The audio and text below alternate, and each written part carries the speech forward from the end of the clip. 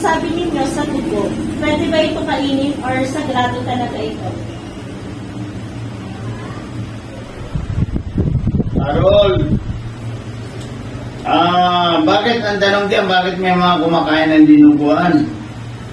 Ito kasing dinuguan sa panahon natin ngayon, sa Gawa chapter 10, nilinis na ito ng Panginoon.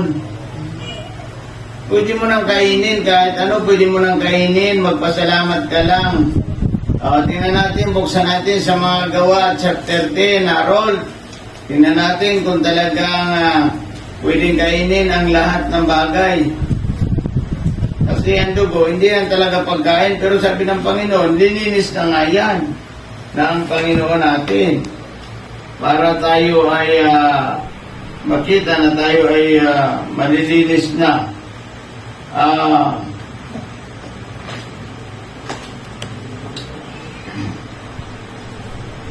Gawa chapter 10, verse 9 to 16.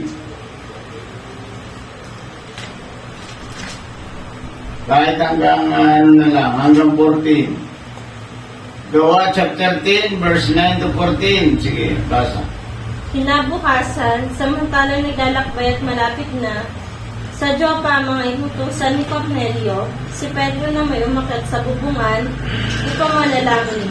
Gandang tanghali na noon. Siya'y nagutom at gusto na niyang kumain. Ngunit habang naghihintay siya maihanda ang pagkain, nagkaroon siya ng isang tangi-tain.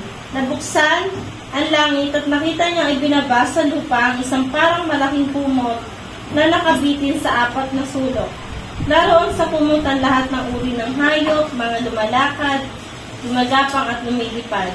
Narinig niya ang isang tinig, "Pedro, tumindig ka, magkatay ka at kumain." Ngunit sumagot si Pedro, "Hindi ko po magagawa yan, Panginoon. Kailan may hindi ako kumain ng anumang marumi o di karapat-dapat kainin." Ayan. Ibig sabihin ko, sige, tuloy mo sa 15. Muli niya narinig ang tinig, "Huwag mong ituring na marumi ang nilinis na ng Diyos." Pagkong ulit na nangyari ito at pagkatapos ay kaagad na inakyat sa langit ang kumot na iyon. Iyon. Ang ibig sabihin na Harold ay lahat ng nilinis ng Diyos ay huwag mong sasabihin na marumi. Kahit karni o isda ang iyong kakainin, may dugo yan. Maniniwala ka ba sa akin?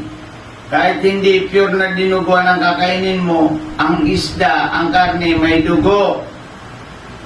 Kaya kung sasabihin mo hindi ka kumakain ng dinuguan, di huwag ka nang kumain ng karne, gulay na lang ang iyong kainin.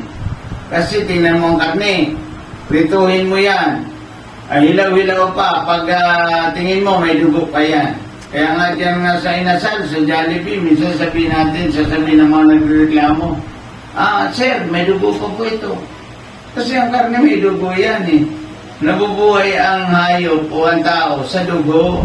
Kaya nananaliter sa lahat ng ugat ng tao o ng hayop.